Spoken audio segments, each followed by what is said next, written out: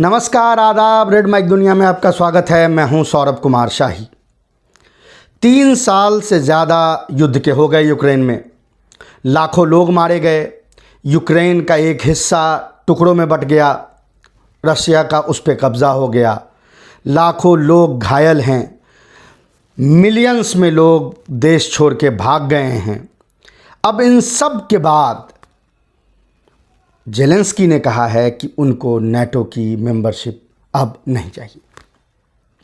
हमारे वो दर्शक जो इस कॉन्फ्लिक्ट को शुरू से फॉलो कर रहे हैं उनको याद होगा कि जो प्राइमरी गोल था इसमें पुतिन का, जब ये कॉन्फ्लिक्ट शुरू हुआ था, ये इस बात पे शुरू हुआ था कि नेटो का जो ईस्टवर्ड एक्सपेंशन है, नेटो का जो रसिया के तरफ एक्सपेंशन है, उस पे रोक लगे। यूक्रेन को किसी भी कीमत पे नाटो का मेंबर नहीं बनने देंगे। यही बात थी, यही डिमांड था रशिया का, और इसी पे ये युद्ध शुरू हुआ था। जब ये युद्ध शुरू हुआ उसके कुछ ही दिनों बाद इस्तांबुल में एक पीस प्रोसेस जो है वो बनाई गई।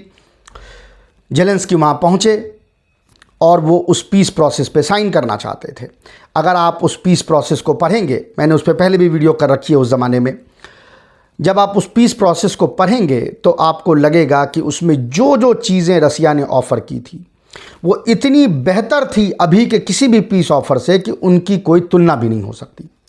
रसिया सिर्फ ये चाहता था यूक्रेन से कि आप पूरब में बसे रसियन स्पीकिंग लोगों के अधिकार जो हैं वो उनको रिस्टोर करें, और दूसरा ये कि आप इस बात को बिल्कुल अपने कॉन्स्टिट्यूशन के थ्रू कहवा दें कि आप नाटो के मेंबर नहीं बनना चाहते। आप नाटो का further expansion towards the east, towards Russia, वो आप नहीं करने देना चाहते। जेलेंस्की इस पे तैयार थे, इस पे साइन करना चाहते थे, लेकिन उसी वक्त बाइडन ने उस समय के यूनाइटेड किंगडम के प्राइम मिनिस्टर जॉनसन को, बोरिस जॉनसन को भेजा और उनसे डायरेक्ट मैसेज कहलवाया कि लड़ाई हम करने के लिए राज़ी हैं, तुम इस पे साइन मत करो। जेलेंस्की के जगह कोई बुद्धिमान नेता होता तो वो उस पर साइन कर देता। कुछ भी उनसे डिमांड नहीं की जा रही थी आज के तुलना में, लेकिन उन्होंने लड़ना चूज़ किया। उनके कंधे पे बंदूक रख के यूरोप और अमेरिका चाहता था कि रशिया को परमानेंटली वो डिस्ट्रॉय कर दें, लेकिन डिस्ट्रॉय यूक्रेन हो गया। यही कहानी होती है जब बिग पावर पॉलिटिक्स में एक छोटा पावर अपने आप को सुपर पावर समझने लगता है। आज लाखों लोगों के मरने के बाद मिलिट्री कैजुअल्टीज़ यूक्रेन की 6 लाख से ऊपर है, कम नहीं कैजुअल्टीज़, और मैं यहाँ पे सिर्फ डेथ की बात कर रहा हूँ। जो मेम हो गए, जिनके पैर हाथ चले गए, जो घायल हैं, जो कभी दोबारा अपनी ज़िंदगी उस तरीके से नहीं जी सकते जिस तरह से वो ज़िंदगी जी रहे थे, उनकी संख्या मिलियन में है। कई मिलियंस लोग रिफ्यूजी बन के दूसरे देशों में रह रहे हैं। अब जब ये सारा चीज़ हो गया, जब यूक्रेन का एक बहुत बड़ा हिस्सा, तकरीबन 22 से 23% यूक्रेन का हिस्सा रसिया के कब्ज़े में आ गया, तो अब जेलेंस्की अमेरिका के प्रेशर में आके कह रहे हैं कि उन्हें नाटो की मेंबरशिप नहीं चाहिए अगर उससे ये युद्ध ख़त्म हो जाता है तो। यही this is the biggest tragedy of our time. Sunday को रात से लेके कल मंडे को तमाम मीटिंग्स यूरोप के जो बड़े लीडर्स थे उनके और जेलेंस्की के दरमियान में हुए। ट्रंप के सन इन लॉ जैरेड कुशनर और स्पेशल रिप्रेजेंटेटिव स्टीव विटकॉफ वो भी वहाँ मौजूद थे। ट्रंप खुद बार बार फ़ोन करते रहे। इन सब के बाद ऐसा एक ऐसी तस्वीर उभर के आ रही है ट्रंप के शब्दों में कि ऐसा लग रहा है कि अब पीस जो है वो पॉसिबल है, यानी यूक्रेन में शांति बहाल हो सकता है। जो 28 सूत्रीय प्रोग्राम ट्रंप ने दिया था, जिसके पे हम ऑलरेडी कई एपिसोड कर चुके हैं, मोटा मोटी ऐसा नज़र आ रहा है कि ये जो पीस निगोशिएशंस है उसी लाइन पे चल रही हैं। लेकिन उसमें 2 बड़े स्टिकिंग पॉइंट हैं। हालांकि कई स्टिकिंग पॉइंट हैं, लेकिन 2 मेजर स्टिकिंग पॉइंट है जिसको लेके यूक्रेन राज़ी नहीं हो रहा था और रादर जेलेंस्की राज़ी नहीं हो रहे थे। जेलेंस्की पे प्रेशर डलवाया गया, उनके क्लोज एड वगैरह को गिरफ्तार करवाया गया, करप्शन के चार्जेस जो हैं वो फाइल किए गए उनके ऊपर, उनके क्लोज एड के ऊपर में। और उस सब के बाद अब जेलेंस्की को ऐसा लग रहा है कि प्रेशर टैक्टिक के अंदर में वो टूटते हुए नज़र आ रहे हैं। बर्लिन में जब ये मीटिंग सोमवार को होनी थी तो उससे पहले जेलेंस्की ने इशारों में कहा और फिर उसके बाद उसको रिपीट किया कल जब मीटिंग के बाद कि अगर शांति इससे आ सकती है तो हमें नाटो की मेंबरशिप नहीं चाहिए, लेकिन हमें सिक्योरिटी गारंटी चाहिए। हम इस पर पहले भी बात कर चुके हैं पुराने वीडियो में कि ये सिक्योरिटी गारंटी और नाटो की मेंबरशिप में क्या फ़र्क है। नाटो के अंदर में एक फार्मूला है जिसको चैप्टर 5 कहते हैं। चैप्टर 5 जो है वो कलेक्टिव डिफेंस के अंदर आता है, यानी उसमें ये होता है कि अगर आप नाटो के किसी देश पे हमला करेंगे तो पूरा का पूरा नाटो एक देश बन के आप पे हमला करेगा। यूक्रेन को नाटो का मेंबरशिप मिलने से रसिया को यही खतरा है कि अगर फिर कभी लड़ाई होती तो पूरा का पूरा यूरोप अपने सारे, हालांकि वो इस लड़ाई में भी अपने सारे असलहों और लोगों के साथ शामिल है, लेकिन डायरेक्ट कन्फ्रंटेशन नहीं कर रहा है। उस समय वो डायरेक्ट कन्फ्रंटेशन करने लगता। अब जब ये चीज़ ऑफ द टेबल हो गई है तो एक बहुत बड़ी चीज़ अब बचती है, टेरिटोरियल कंसेशन। अपने तरफ से जेलेंस्की टेरिटोरियल कंसेशन नहीं दे सकते। अगर वो टेरिटोरियल कंसेशन देंगे तो जो उनके देश में मौजूद अल्ट्रा राइट विंग नियोनाजी एलिमेंट्स हैं वो उनको मार देंगे। अब ये देखना है कि उस पे क्या बात बनती है। क्या वो कॉन्स्टिट्यूशन को, हालांकि टेक्निकली तो जेलेंस्की अभी कुछ भी नहीं कर सकते क्योंकि वो ठीक से राष्ट्रपति भी नहीं है, उन्होंने चुनाव नहीं करवाया है, he is illegally there as a president. तो अगर वो हटते हैं और अगर पार्लियामेंट यानी उनके इरादा से ये पास होता है तो फिर देखा जाएगा कि ये किस तरह से इसका कानून किस तरह से बनता है, ये कानून संवत है भी या नहीं है। बात वही कि जिन 4 स्टेट्स पे यानी अगर क्राइमिया को छोड़ दें तो उसके अलावा जो 4 प्रोविंस है जिस पे रसिया का कब्ज़ा है और जिसमें रसिया ने प्लेबिसाइड करवा के उसको अपने देश का हिस्सा बना लिया है, वो अब रसिया के पास रहने वाला है।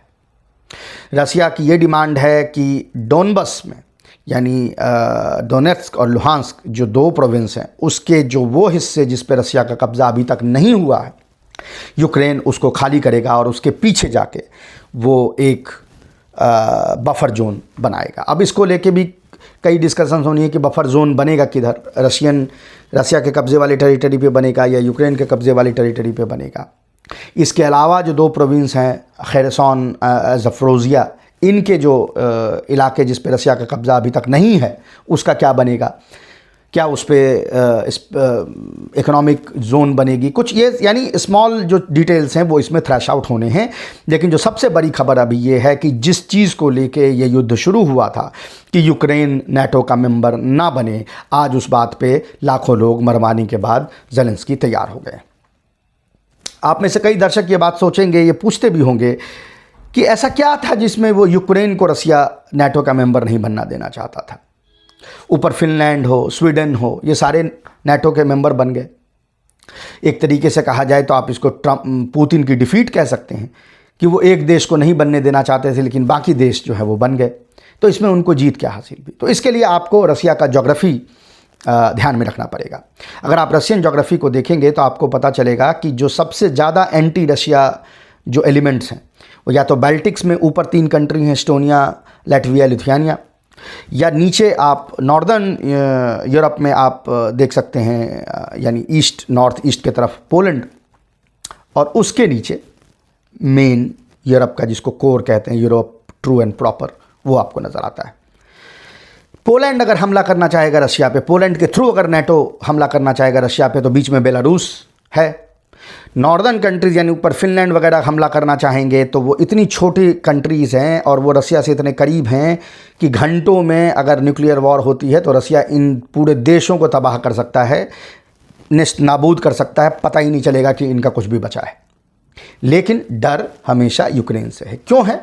क्योंकि अगर आप यूक्रेन के ज्योग्राफी को देखेंगे तो ये एक प्लेन है, घास का मैदान है। घास का मैदान जो होता है उसके थ्रू आर्मर्ड पुश करना आसान होता है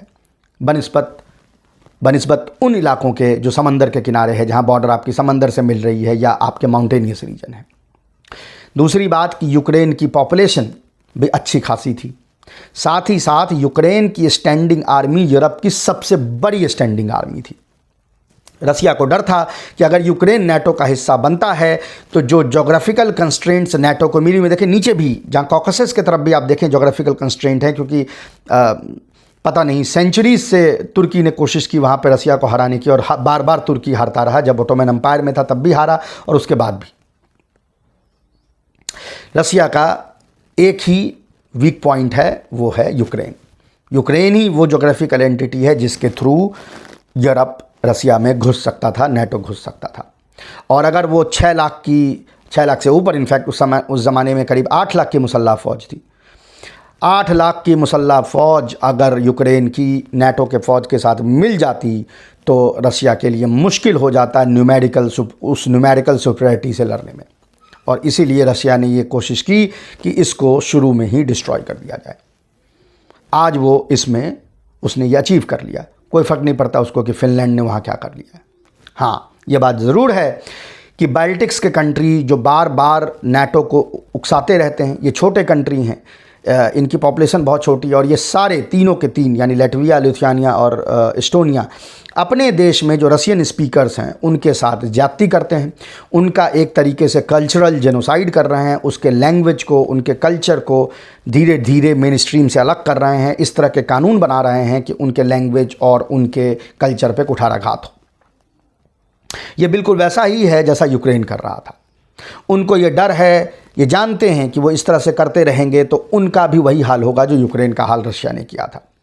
और शायद इसीलिए वो इस वॉर को चाहते हैं कि नाटो उनके तरफ से लड़े। उनकी अपनी तो कोई कैपेबिलिटी है नहीं। एस्टोनिया 5000 सैनिक अगर इकट्ठा करना चाहे तो नहीं कर सकता। एस्टोनिया, लैटविया 15-15 हज़ार, 10-10 हज़ार सैनिक भी इकट्ठा नहीं कर सकते। लेकिन नाटो के कंधे पे बंदूक रख के चलाना चाहते हैं। कई तरीके से प्रोवोक करते हैं।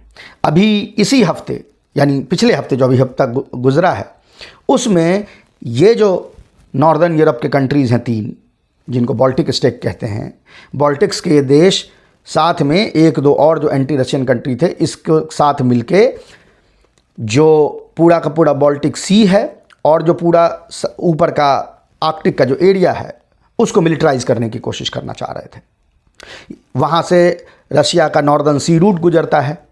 रशिया के इकोनॉमिक डेवलपमेंट के लिए, इकोनॉमिक सस्टेनेंस के लिए वो रूट बहुत इंपॉर्टेंट है। उसके थ्रू एक्सप्लोरेशन होती है, तेल जाता है। वहाँ पर इन लोगों ने साजिश की कि वहाँ पे उस इंटरनेशनल वाटर में जो रशियन तेल जा रहा है उसको जब्त कर लें। होता क्या, उसको जब्त करने की कोशिश करते। रसिया अपने इंटरेस्ट को बचाना चाहता है। उन तेल टैंकर्स के साथ रशियन डिस्ट्रॉयर्स चलती हैं। अगर उन तेल टैंकर्स पे कोई कब्ज़ा करने की कोशिश करेगा इन कंट्रीज़ में से, स्पेशली जो एस्टोनिया या लैटविया में से या इनमें से कोई भी, या इवन फिनलैंड, तो रसिया उसको इंटरनेशनल वाटर में पायरेसी मान के अपने डिस्ट्रॉयर से उसके जो भी बोट होंगे या जो भी डिस्ट्रॉयड होंगे उस पर हमला करने को कहेगा।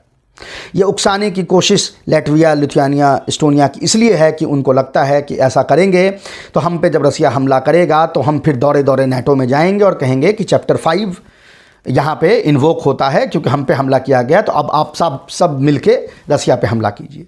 हमारे पास तो सैनिक नहीं है, हम बैठे रहेंगे, आप जो है हमला कीजिए, आप अपने लोग मरवाइए। ये भी साजिश चल रही है। रसिया ने बार बार ये कहा है कि इंटरनेशनल लॉ के तहत, और आप जो सी फेयरिंग लॉज हैं, खासकर जो यूनाइटेड नेशंस के लॉ हैं इंटरनेशनल वाटर को और ट्रांसपोर्टेशन के लॉ को देखेंगे तो आपको पता चलेगा कि इंटरनेशनल पायरेसी में आता है। यहाँ से गुजरने वाली कोई भी चीज़ उसके अंदर उसको आप उस पर न कब्ज़ा कर सकते हैं, ना उस पर आप हमला कर सकते हैं। ये सभी के लिए है। ये फ्री पैसेज का एक लॉ है। ये नॉर्दर्न सी रूट, जैसा मैंने कहा, रशिया के फ्यूचर के लिए बहुत इंपॉर्टेंट है। रशिया ने इसमें बहुत पैसे लगाए हैं। इसीलिए रशिया किसी भी कीमत पे अपने मूवमेंट को यहाँ पे बचाएगा। जिस तरीके से नाटो के कंट्रीज़ अभी, खासकर ये जो नॉर्दर्न यूरोप और बाल्टिक्स के कंट्री हैं, वो यूक्रेन का हेल्प कर रहे हैं इन इलाकों में अटैक करने में। रशियन शिप पे अटैक हो रहा है, रशियन कंटेनर पे अटैक हो रहा है। वो दिन दूर नहीं है जब रशिया यहाँ पे नॉर्दर्न सी रूट में, बाल्टिक्स में रिटेलिएशन करना शुरू करेगा। और जब रिटेलिएशन होगा तो फिर लोग कहेंगे कि अब देखें, रशिया तो एंटी पीस है, वो तो पीस चाहता ही नहीं है, उसने नई जगह युद्ध शुरू कर दी है। यहाँ रेड माइक पे हमारी ये कोशिश रहती है कि इन चीज़ों को हम प्रीएम्प्ट करें। हमारे पास जो जानकारी पहले से आती है हम चाहते हैं कि आपको बताया जाए ताकि आप चीज़ों को अपनी पर्सपेक्टिव में रख सकें। यही हमारा काम है। आज का एपिसोड रैप करते हैं, फिर से जानने की कोशिश करते हैं कि क्या हुआ है। लाखों मरवाने के बाद, देश के टुकड़े टुकड़े करवाने के बाद जेलेंस्की अब इस बात पे राजी हो गए हैं कि उनको नाटो की मेंबरशिप नहीं चाहिए और सिर्फ सिक्योरिटी गारंटी से काम चल जाएगा।